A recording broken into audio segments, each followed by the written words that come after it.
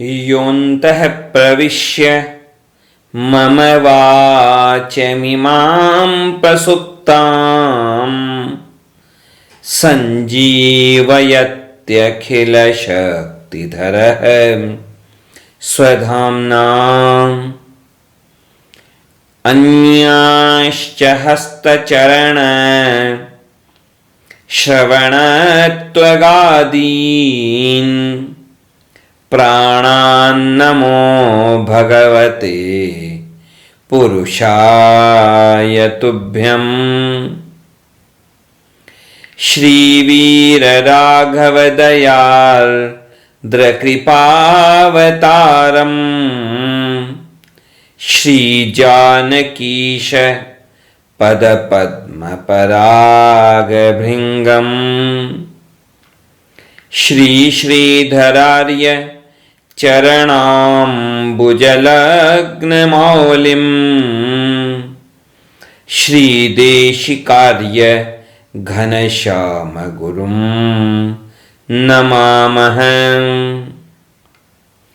कर्कटे पूर्वफाल्गुन्यां तुलसीकाननोद्भवां पाण्ड्ये विश्वम्भरां गोदां वन्दे श्रीरङ्गनायिकीम्। नीलातुङ्ग स्तनगिरितटी सुप्तमुद्बोध्य कृष्णं पारार्थ्यं स्वं श्रुतिशतशिरः सिद्धमध्यापयन्ती स्वच्छिष्टायां सजिनिगलितं या बलात्कृत्य भुङ्क्ते गोदा तस्यै नम इदमिदं भूय एवास्तु भूयः।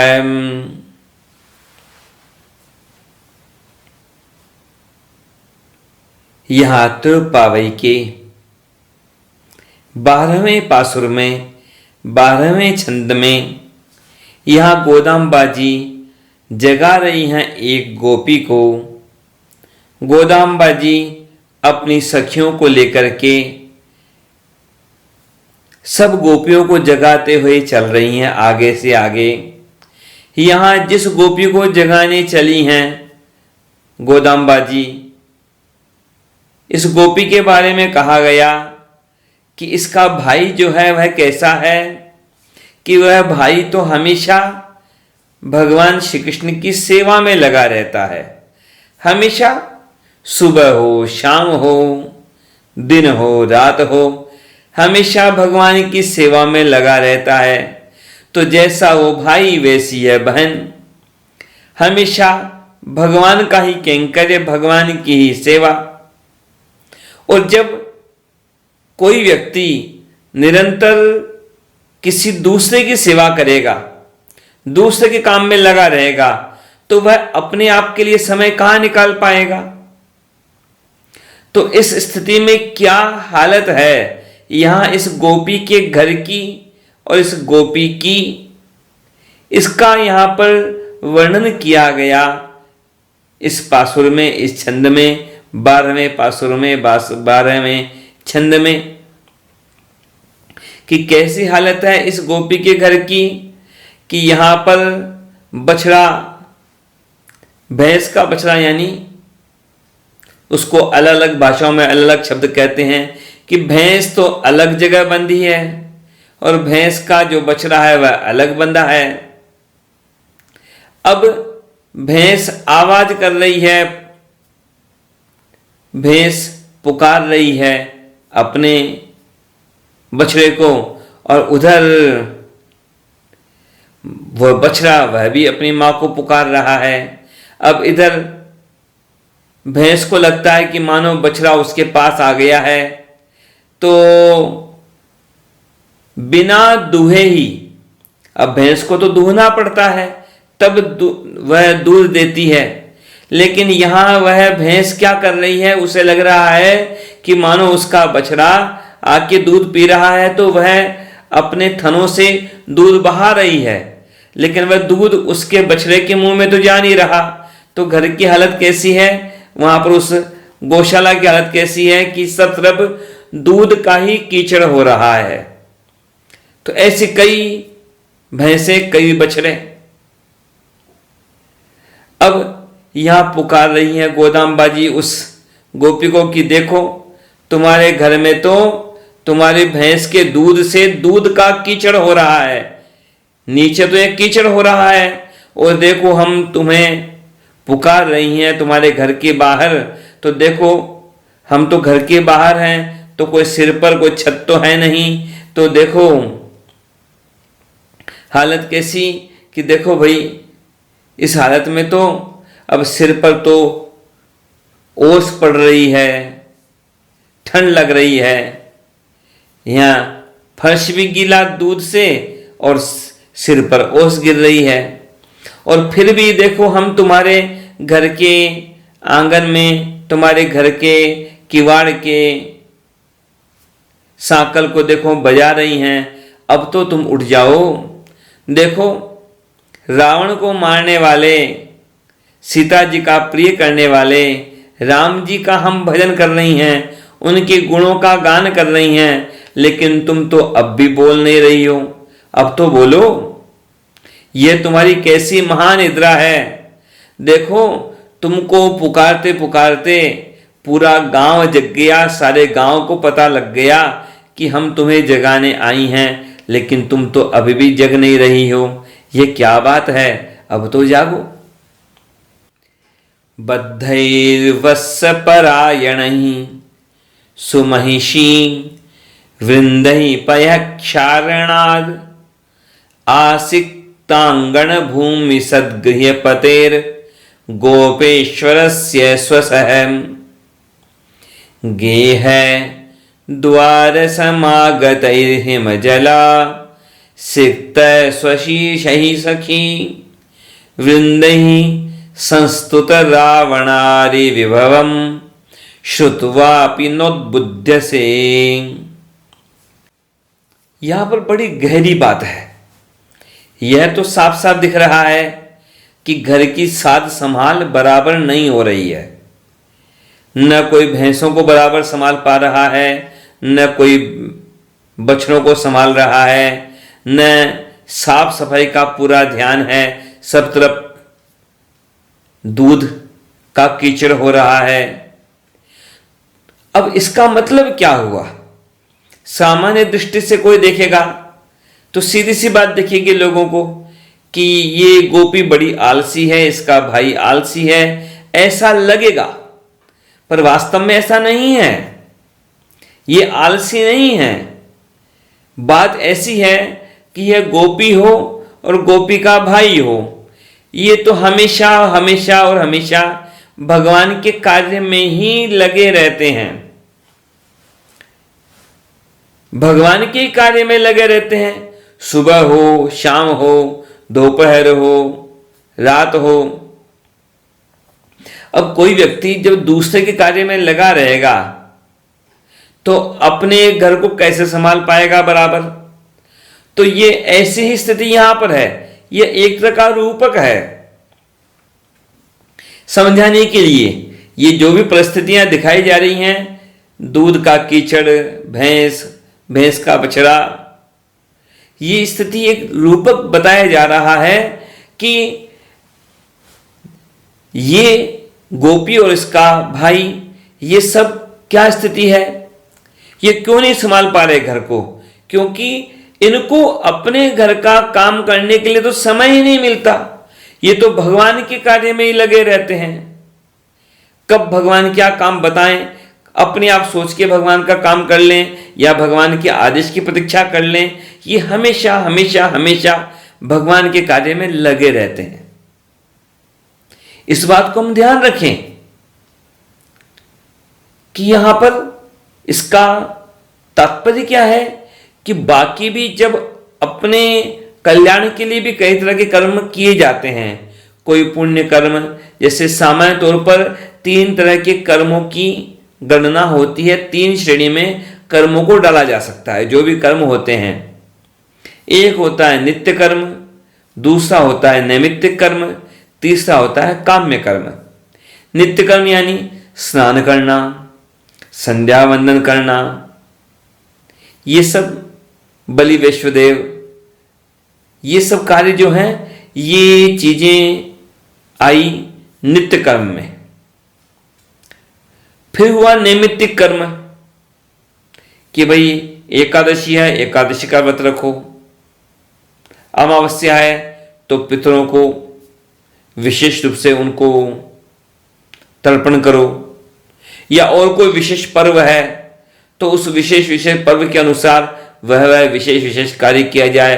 ग्रहण के समय ऐसा करो, अलग अलग समय में अलग अलग विशेष कर्म रहते हैं। जैसे श्रावणी पूर्णिमा को यज्ञोपवीत का परिवर्तन का एक विशेष कार्यक्रम होता है, उपाकर्म। तो ये हुए नैमित्तिक कर्म। तीसरा हुआ काम्य कर्म। काम्य कर्म यानी मन की किसी कामना को पूर्ण करने के लिए शास्त्र के अनुसार बताया गया जो मार्ग है वैसे कर्म। जैसे कोई किसी देवता को प्रसन्न करने के लिए उसका यज्ञ करे, या किसी विशेष इच्छा को पूर्ण करने के लिए दान करे, तो इनको कहते हैं काम्य कर्म। कामनाओं को पूर्ण करने के लिए किए जाने वाले कर्म। तो यहां पर एक बात ध्यान रखिए, ये एक तो ये कर्मों की ये 3 श्रेणियां हो गई। अब इनमें क्या है, तीनों के अलग अलग स्थितियां हैं। नित्य कर्म जो है, स्नान करना, संध्या करना, इनका कोई पुण्य नहीं है, इनको करने से पुण्य नहीं मिलता, लेकिन न करने से पाप लगता है। इनको करने से कोई पुण्य नहीं है, लेकिन न करने से पाप है। स्नान नहीं किया, संध्या वंदन नहीं किया, बलि वैश्वदेव इत्यादि जो कर्म हैं, इनको करने का पुण्य नहीं है, लेकिन न करने का पाप है। नैमित्तिक कर्म जो हैं, जैसे उपाकर्म किया, श्रावणी उपाकर्म हुआ, या अमावस्या इत्यादि को जो पितरों को जो तर्पण किया, तो ऐसे जो नैमित्तिक कर्म हैं, ग्रहणी के समय किए गए कर्म हैं, तो ये नैमित्तिक कर्म करने का पुण्य होता है और न करने का पाप होता है। करने से पुण्य मिलता है, न करने से पाप लगता है। और काम्य कर्म जो हैं, अपनी मन की इच्छाओं को पूरा करने के लिए शास्त्रोचित कोई विधान हम करते हैं, दान देते हैं, यज्ञ करते हैं, पूजन करते हैं, तो उनको करने का तो पुण्य मिलता है, लेकिन न करने का कोई पाप नहीं लगता। बिल्कुल संक्षेप में कह रहा हूं। अब यहां जो बात है, भगवान की जो भक्त होते हैं वो काम्य कर्म तो करते ही नहीं है। वो अपने मन की इच्छा, अपने मन के संकल्प तो मन में पालते ही नहीं है कि मेरी ये इच्छा पूर्ण हो, कि मेरी ये इच्छा पूर्ण हो। वो अपनी स्वतंत्र इच्छा रखते नहीं, रखना चाहते नहीं। अब हुई बात नित्य कर्म की, नैमित्तिक कर्मों की। तो ये नित्य कर्म तो उनके द्वारा कई कुछ हो जाते हैं, कुछ छूट जाते हैं कई बार भगवान के भक्तों से, और नैमित्तिक कर्म भी कई बार छूट जाते हैं। लेकिन क्यों छूटते हैं, यह महत्वपूर्ण बात है। महत्वपूर्ण बात, अधिकतर लोगों को घटना दिखती है, घटना के पीछे क्या स्थिति है वो दिखाई नहीं देता। यहां जो स्थिति है, इनके हाथों से वो कर्म क्यों छूट जाते हैं? क्योंकि इनके पास स्वयं के लिए समय ही नहीं है। जैसे मान लो, जैसे कोई नौकर हुआ, मान लीजिए वह दूसरे के घर में साफ सफाई करने के लिए रखा है। अब वह दूसरे के घर में कभी एक कमरा साफ करता है, कभी दूसरा कमरा साफ करता है, कभी झाड़ू लगाता है, कभी पोंछा लगाता है, कभी कपड़े धोता है। तो अब जब वह दूसरे के घर की साफ सफाई में लगा है दिन रात, तो अपने घर की साफ सफाई वह कैसे कर पाएगा? उसको तो वहां अपने घर पहुंचने का समय मिलना भी मुश्किल हो जाएगा। तो नौकर तो फिर भी आधे अधूरे मन से हो सकता है काम करे, उसको घर जाने की इच्छा रहे, विचार रहे और जाना तो पड़ेगा ही उससे तो। लेकिन यहां जो भगवान के भक्तों की बात है, इनको तो अपने घर की याद नहीं आती, अपने कर्मों की याद नहीं आती, उन्हें तो भगवान की सेवा करने में ही इतनी तत्परता होती है, इतने वो मग्न होते हैं कि उन्हें अपने लिए किए जाने वाले कर्मों की तो याद नहीं आ पाती। तो वही स्थिति यहां पर इस गोपी की है और इसके भाई की है। और वैसे भी आप जरा सोचें कि जब कई बार ऋषि मुनि सैकड़ों वर्षों तक, हजारों वर्षों तक निरंतर तप करते होंगे, तब उन्हें निरंतर वो संध्या वंदन, श्राद्ध, अग्निहोत्र, इन सब को करने का उन्हें समय कब मिल पाता होगा, क्योंकि वो तो निरंतर ध्यान मग्न है, एक जगह बैठे हैं, हिलते नहीं हैं, मुद्रा नहीं बदलते शरीर की। तो एक बात हमें हमेशा ध्यान रहे कि यहां पर जो ये भक्त कोई कार्य करने में असमर्थ दिख रहे हैं, लापरवाह दिख रहे हैं, काम नहीं कर पा रहे हैं अपने घर का, तो यहां कारण आलस्य नहीं है, लापरवाही नहीं है, इनकी भगवान के प्रति जो समर्पण की भावना है वह बात यहां पर मुख्य कारण है। सामान्य दृष्टि से देखें तो जब अनुकूलता हो, स्वास्थ्य की अनुकूलता है और बाकी अनुकूलता है, तो वहां पर किसी तरह के कार्य की, शास्त्र के जो निर्देश की वहां छूट नहीं है। वहां कर्तव्य करना है, स्नान करना है बराबर, संध्या वंदन करना है बराबर, नैमित्तिक कर्म करने हैं, ये अनिवार्यतः है, करने ही करने हैं। लेकिन विशेष अवसरों पर कई बार शास्त्र भी अलग निर्देश भी देता है। जैसे श्रीमद् भागवत का जो महात्म्य है, 3 महात्म्य है श्रीमद् भागवत के, उसमें से जो पद्म पुराण के अंतर्गत जो महात्म्य है, उस पद्म पुराण के महात्म्य में 6 अध्याय हैं। उन 6 अध्यायों में छठे अध्याय के 23वें श्लोक में और 24वें श्लोक में वर्णन किया गया वक्ता के बारे में कि वक्ता क्या करे, 7 दिन कैसे करे। तो पहली बात कही गई कि देखो, वक्ता को कथा करने से पहले ही अपना मुंडन पहले करा लेना चाहिए और 7 दिन नहीं कराना चाहिए। दोनों बातें हो गई ताकि समय भी न लगे अलग से, और यहां पर इससे भी ये सबको भी अनिवार्य बता दिया गया। वक्त्रा क्षौरम प्रकर्तव्यम दिनादर्वा व्रताप्तये। और आगे क्या कहा गया कि रोज जो संध्या वंदन में जो समय लगता है, रोज जो संध्या वंदन पूजा पाठ जो किया जाता है, उसका क्या करो कि उसका 7 दिन तक संक्षेप करो, प्रयास पूर्वक उसे संक्षिप्त कर दो, क्योंकि कथा भी करनी है। वहां पर स्पष्ट लिखा है, नित्यम संक्षेपतः कृत्वा संध्याद्यम स्वम प्रयत्नतः। अब किसी अहंकार की बात नहीं कर रहा हूं, और अहंकार करके कोई करेगा भी क्या।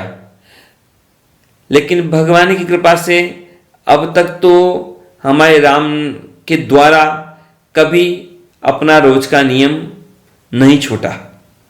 वापस कह रहा हूं स्पष्टतः है कि मैंने कर्तव्य नहीं छोड़ा, ये नहीं कह रहा हूं कि भगवान की कृपा से रोज का नियम नहीं छूटा। सीधी सी बात है, भगवान की कृपा ही है कि जो अपना रोज का नियम रोज निभ पाया, चाहे कथा हो, चाहे स्वस्थता हो, अस्वस्थता हो।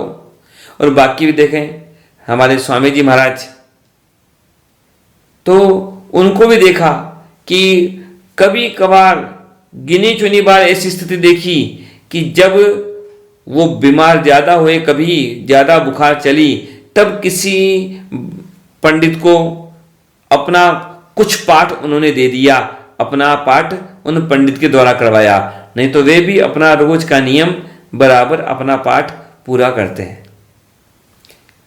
चाहे सुबह की दोपहर हो, दोपहर की शाम हो, शाम की रात हो, यही तरीका होता है नियम को पूरा करने के लिए कि समय भले ही बदल जाए पर छूटे नहीं। देखिए, हमारे जो आचार्य जन हैं, पूर्वाचार्य हैं, वो सब, उन सब का जीवन हम सब के लिए प्रेरणादायी होता है, आदर्श होता है। रामानुज स्वामी जी के बारे में, यतिराज स्वामी जी के बारे में एक प्रसंग सुना था। जब वृंदावन में अध्ययन कर रहा था श्रीमद् भागवत का पूज्य श्री रामानुज प्रपन्नाचार्य जी महाराज की सन्निधि में, तो उन्हीं के मुख से सुना था रामानुज स्वामी जी के जीवन की एक घटना के बारे में। रामानुज स्वामी जी की आयु तो काफी थी, उन्हें पर्याप्त आयु प्राप्त हुई थी, कोई अंतर रह सकते हैं किसी तरह से, लेकिन 120 वर्ष लगभग उनकी आयु रही थी। तो अब जब आयु तो बढ़ी, उम्र बढ़ी, तो शरीर तो अस्वस्थ होता है। तो वो उस आयु में भी, उस अत्यंत वृद्धावस्था में भी क्या करते थे? रोज संध्या वंदन करते थे। संध्या वंदन करते, और संध्या वंदन करके क्या करते, कैसे करते? अब खुद से अपने आप से तो उठना नहीं हो पाता, लेकिन क्या करते? शिष्यों का सहारा लेके खड़े होते। संध्या वंदन के समय में सूर्य भगवान को अर्घ्य देने का जो नियम है, उसमें नियम है कि खड़े होकर अर्घ्य देना चाहिए। तो वे अपने शिष्यों का सहारा लेके खड़े होते और फिर सूर्य भगवान को अर्घ्य देते। तो किसी शिष्य ने कह दिया, बल्कि एक ने क्या, मिलकर के कह दिया कईयों ने, कि आप खड़े होकर अर्घ्य क्यों देते हैं? आप बड़े वृद्ध हैं, आप बैठे बैठे ही अर्घ्य दे दिया कीजिए। रामानुज स्वामी जी ने वहां पर बड़ी महत्वपूर्ण बात कही। उन्होंने कहा, देखो, ये खड़े होकर अर्घ्य देने का परिश्रम मैं अपने लिए नहीं कर रहा हूं, मैं यह परिश्रम तुम्हारे लिए कर रहा हूं। कि तुम्हारे लिए क्यों? क्या मतलब आप जो कह रहे हैं? रामानुज स्वामी जी ने कहा, देखो, मैं तो ये अपने स्वास्थ्य की प्रतिकूलता के कारण बैठ करके अर्घ्य देने लगूंगा खड़े होने के बजाय। तो देखो, तुम लोग कल को बिस्तर पर पड़े पड़े अर्घ्य देने लग जाओगे। मैं खड़े होने की जगह बैठ जाऊंगा तो तुम बैठने की बजाय भी तुम तो बिस्तर पर पड़े रहोगे। तुम तो यह रास्ता ढूंढ लोगे, बहाना ढूंढ लोगे, ये तरीका ढूंढ लोगे। सही बात है, आचार्य जनों का तो अपना अधिकांश कार्य तो हो चुका होता है, कर्तव्य तो वो तो केवल संसार को उपदेश देने के लिए, सही रास्ता बताने के लिए कई कर्मों का पालन करते हैं। उनका स्वतः का तो कार्य हो चुका होता है, वो तो कृतकृत्य होते हैं, अपना कर्तव्य कर चुके होते हैं। और वैसे भी देखिए, हमारे श्री वैष्णवों में जो श्री वैष्णव सन्यासी होते हैं, वैष्णव सन्यासी होते हैं, वे जब सन्यासी बनते हैं तो वे अपने नित्य कर्मों का और नैमित्तिक कर्मों का त्याग नहीं करते। अपनी यज्ञोपवीत का और अपनी चोटी का यानी शिखा का त्याग नहीं करते। अद्वैती जो सन्यासी होते हैं, वे जब सन्यास ग्रहण करते हैं, शांकर मत के जो अनुयायी हैं, उस मत से चलने वाले जो सन्यासी हैं, वे जब सन्यास ग्रहण करते हैं तो चोटी भी हटा देते हैं और यज्ञोपवीत का भी, जनेऊ का भी त्याग कर देते हैं। लेकिन जो श्री वैष्णव सन्यासी होते हैं, त्रिदंडी सन्यासी जो हैं, वो न तो यज्ञोपवीत का त्याग करते हैं, न शिखा का त्याग करते हैं। कि क्यों? क्योंकि कर्तव्य का पालन करना है। वैसे भी आप देखिए, श्रीमद् भगवद गीता में भी भगवान श्री कृष्ण ने स्पष्ट कहा है, कर्म त्याग और कर्म के त्याग न करने के बारे में भगवान ने कहा है। श्रीमद् भगवद गीता के दूसरे अध्याय के 47वें श्लोक में भगवान ने स्पष्ट कहा, जो कि आधा अधूरा श्लोक लोगों को ज्ञात भी होगा। कर्मण्येवाधिकारस्ते मा फलेषु कदाचन मा कर्म फल हेतुर्भुर मा ते संगोस्त्व कर्मणि। दूसरे अध्याय के 47वें श्लोक के रूप में भगवान कहते हैं, कर्म करने में तुम्हारा अधिकार है और कर्म करना तुम्हारी जिम्मेदारी है, लेकिन फल में तुम्हारा अधिकार नहीं है। यानी हम कर्तव्य का तो पालन हमें करना ही करना है। हमारे आचार्यों ने कर्म का त्याग करने का विधान कहीं नहीं कहा। और वैसे भी आप बताओ, किसी काम को आप त्याग दोगे तो क्या करोगे? आपके पास 24 घंटे हैं दिन रात के, सोने के अलावा, खाने पीने के अलावा, नहाने धोने के अलावा अब बाकी समय का क्या करोगे? कुछ ना कुछ तो करोगे। निश्चित बात है, कुछ भी करेगा व्यक्ति, कुछ तो करेगा। कुछ भी करे पर कुछ तो करेगा। गप्पे लगाएगा, इधर उधर की बातें करेगा। श्रीमद् भगवद गीता में भी भगवान श्री कृष्ण ने स्पष्ट कहा है, तीसरे अध्याय के 5वें श्लोक में, न ही कश्चित क्षणमपि जातु तिष्ठत्य कर्मकृत कार्यते यह वशः कर्म सर्वः प्रकृतिजयी गुणैः। कि एक क्षण भी कोई व्यक्ति खाली रहने वाला नहीं, कुछ ना कुछ तो करेगा। तो कुछ ना कुछ तो करेगा, तो कर्तव्य क्यों ना करे? कर्तव्य नहीं करोगे तो उल्टा काम करोगे, सही काम नहीं तो उल्टा काम करोगे। कुछ तो किया जाएगा। एक कहावत भी है, खाली दिमाग शैतान का घर होता है। जो कर्तव्य नहीं करते, जिनके पास ज्यादा खाली समय होता है, वे खुरापात करते हैं, वे दुनिया को सताते हैं। एक प्रसंग है श्रीमद् भागवत का ही। श्रीमद् भागवत में ही भगवान श्री कृष्ण के बारे में, उनकी दिनचर्या के बारे में एक प्रसंग आता है। कई बार कुछ लोग कह देते हैं भगवान श्री कृष्ण के बारे में कि वे तो लीला पुरुषोत्तम थे, तो बस वो तो लीला करते थे, वो कर्तव्य का निर्वाह नहीं करते थे, ऐसा आक्षेप किया जाता है लोगों के द्वारा कई बार भगवान श्री कृष्ण पर। कभी कभी तो बड़ा बुरा भी लगता है। कई बार भगवान की आड़ लेकर के लोग अपराध करते हैं स्वयं, और उसकी जिम्मेदारी डाल देते हैं भगवान पर। एक वृंदावन में रहने वाला एक व्यक्ति, उससे हमारे राम ने कहा, अरे भाई जल्दी उठा करो। तो उसने क्या कहा? उसने कहा, हमारे तो बिहारी जी ही 8-9 बजे उठते हैं, तो हम क्यों जल्दी उठें? देखो ये अपराध। वहां पर भगवान जो विराजमान हैं, वो जब श्री विग्रह के रूप में, मूर्तिमान स्वरूप में जब विराजमान होते हैं, तब वो बालक की तरह होते हैं। फिर उन्हें उनका पुजारी उठाएगा तो वो उठेंगे, नहीं उठाएगा तो नहीं उठेंगे। घर में भी जो आपके ठाकुरबाड़ी में भगवान हैं, वो बालक के समान हैं। उनकी जो व्यवस्था आप करेंगे तो वो स्वीकार कर लेंगे, आप नहीं करेंगे तो बैठे रहेंगे। तो भगवान वास्तव में, जब भगवान ने कृष्णावतार लिया था, उस समय का उनका क्या व्यवहार था? एक बार नारद जी पहुंचे, द्वारकापुरी पहुंचे। किस लिए पहुंचे? कि भगवान की दिनचर्या क्या है, भगवान का रूटीन क्या है, यह देखने के लिए पहुंचे। श्रीमद् भागवत के 10वें स्कंद का 69वां अध्याय है।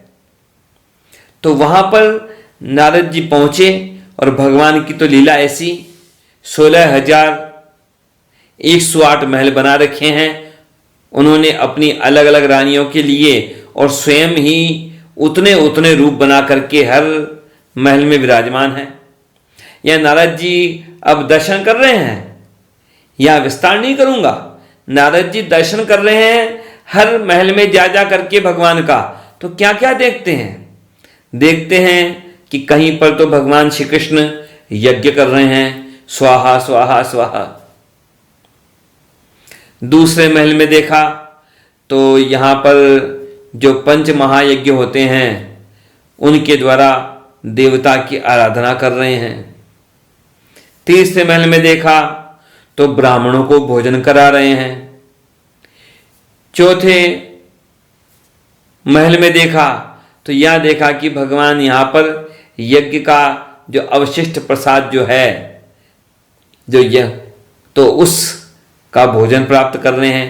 यज्ञ का मतलब केवल स्वाहा स्वाहा ही नहीं है। और किसी महल में पहुंचे नारद जी तो क्या देखा कि भगवान श्री कृष्ण वहां पर संध्या वंदन कर रहे हैं, सूर्य भगवान को अर्घ्य दे रहे हैं। और आगे पहुंचे किसी महल में तो वहां देखा कि भगवान वहां पर मौन नेत्र बंद करके गायत्री मंत्र का जप कर रहे हैं। और किसी महल में देखा तो वहां पर जो श्रेष्ठ ब्राह्मण है वहां के द्वारकापुरी के, और भी जो कोई भी, उन ब्राह्मणों को गौओं का दान दे रहे हैं और अन्य वस्तुओं का दान दे रहे हैं उन ब्राह्मणों को। और आगे जाके देखा नारद जी ने तो वहां पर भगवान पुराणों का श्रवण कर रहे हैं, इतिहास का श्रवण कर रहे हैं विद्वान ब्राह्मणों के मुख से। यह नारद जी ने भगवान को वंदन किया और भगवान ने नारद जी को वंदन किया। और बाद में नारद जी से कहा, भगवान श्री कृष्ण ने वहां पर श्रीमद् भागवत के 10वें स्कंद के 69वें अध्याय के 40वें श्लोक के रूप में कि देखो ब्रह्मन, उनको ब्रह्मन भी कहा नारद जी को और उनको पुत्र भी कहा, क्योंकि नारद जी भगवान के पुत्र के समान हैं, यह बात भी है। और देवर्षि हैं वैसे पूज्य भी हैं। तो यहां पर कहा कि देखो नारद जी, मैं धर्म का वक्ता भी हूं, धर्म के बारे में बताने के लिए, और धर्म का आचरण करने वाला कर्ता भी हूं, और धर्म के अनुसार चलना चाहिए, कर्तव्य करना चाहिए, उसका मैं अनुमोदन करने वाला भी हूं। इसीलिए मैं इन सारे कार्यों को, कर्तव्यों को स्वयं अपने हाथों से करता हूं।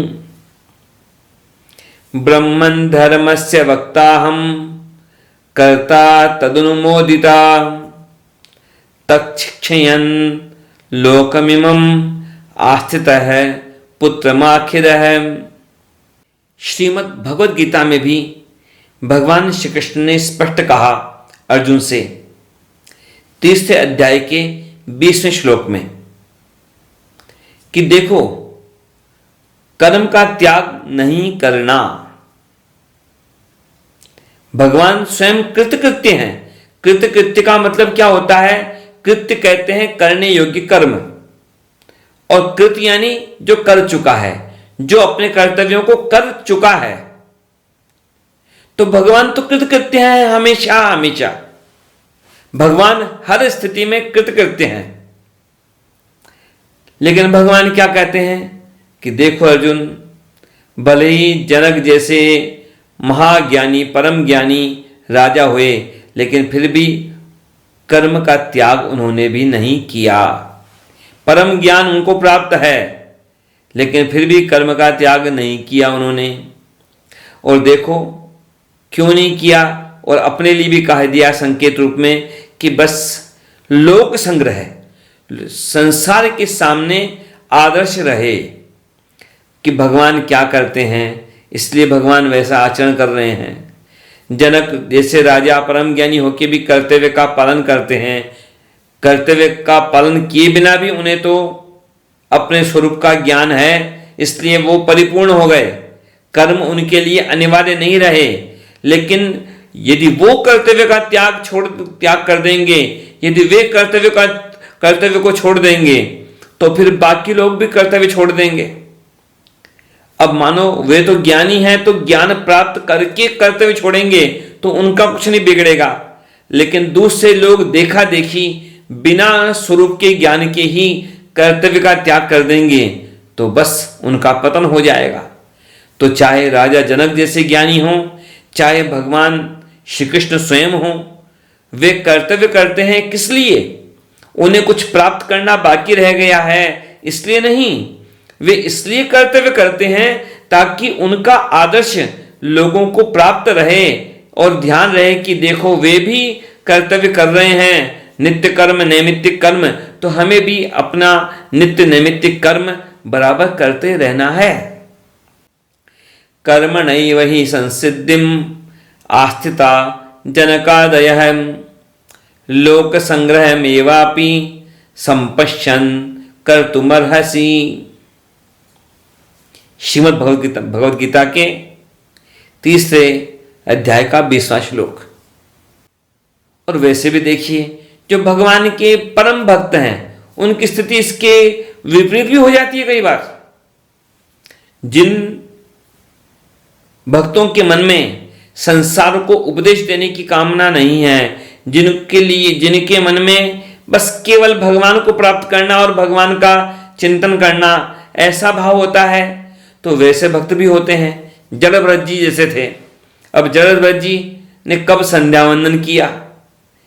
जड़भरत जी ब्राह्मण थे, लेकिन कब उन्होंने संध्या वंदन किया, कब उन्होंने स्नान इत्यादि की परवाह की? उनको न तो नित्य कर्म की परवाह थी, न नैमित्तिक कर्मों की परवाह थी। वे तो हमेशा भगवान के ध्यान में डूबे रहते, लेकिन फिर भी भगवान की प्राप्ति उन्हें हुई, क्योंकि वो अपने आत्मज्ञान कर चुके थे, वे परम भागवत थे।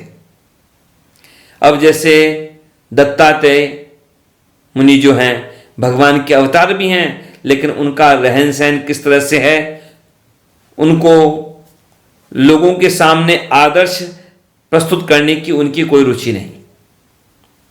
उनका ध्यान अपने स्वरूप की स्थिति में रहने की। और एक विशेष बात यहां पर, कर्तव्य का पालन करना चाहिए, यह एक सामान्य धर्म है, लेकिन कई बार भगवान के जो परम भक्त होते हैं वे सारे सामान्य नियमों से ऊपर उठ जाते हैं। श्रीमद् भागवत में ही 11वें स्कंद के 5वें अध्याय के 41वें श्लोक के रूप में कहा गया स्पष्ट कि वैसे तो यह मानव कईयों का ऋणी है। 3 ऋण तो प्रसिद्ध ही हैं, देव ऋण, देवताओं का ऋण, पितृ ऋण, पितरों का ऋण और ऋषि ऋण। ये 3 ऋण तो सारे मानवों पर हैं। अब इधर क्या स्थिति? इन 3 ऋणों के सिवा भी और भी ऋण हो जाते हैं। कुटुंब के ऋण हो गए, कुटुंब के प्रति जिम्मेदारी, और अतिथियों के प्रति जिम्मेदारी, दूसरे प्राणियों के प्रति जिम्मेदारी, उनके प्रति भी थोड़ा थोड़ा ऋण रहता है हर व्यक्ति पर। लेकिन यहां क्या कहा गया कि जो भक्त अपने अहंकार का पूरा त्याग कर चुका हो कि मैं करने वाला हूं, ऐसा अपने कर्तृत्व के अभिमान का त्याग कर चुका है जो व्यक्ति पूरी तरह से, वह कर्तव्य करे तो करे और न करे तो वह किसी का ऋणी नहीं है। न तो वह देवताओं का ऋणी है, न पितरों का ऋणी है, न ऋषियों का ऋणी है। समझ लो, जो पूरी तरह से भगवान का शरणागत बन गया, उसके तो सारे ऋण भगवान ने चुका दिए। जो पूरी तरह से भगवान का शरणागत, हमेशा हर अवस्था में जागते सोते चलते फिरते जो हमेशा भगवान का शरणागत है, उसके तो कोई ऋण बाकी नहीं बचते। उसके सारे ऋण नष्ट, उसके सारे ऋण तो मानो भगवान ने चुका दिए। देवर्षि भूताप्त नृणाम पितॄणाम न किंकरो नायमृणी च राजन सर्वात्मना यः शरणं शरण्यं गतो मुकुंदम परिहृत्य कर्तम। तो हमें यह बात ध्यान रहे यहां पर कि यहां पर वह गोप और वह उसकी बहन ये गोपी ये घर का काम क्यों नहीं कर पा रहे थे? क्यों कि वे आलसी थे? ऐसा नहीं था कारण यही था कि वे पूरी तरह से भगवान के शरणागत और भगवान के कार्य में तत्पर, वे भगवान के किंकर बने हुए हैं, वे भगवान का कार्य करने में लगे हैं। अपना कार्य करने का उनके पास समय ही नहीं है, इसलिए वो अपना स्वयं का नित्य नैमित्तिक कार्य इत्यादि में चूक कर बैठते हैं। लेकिन यह उनका अपराध नहीं है, क्योंकि वो सारे कर्तव्यों से ऊपर उठ चुके, भगवान के कार्य में लग करके वो कृतकृत्य हो चुके।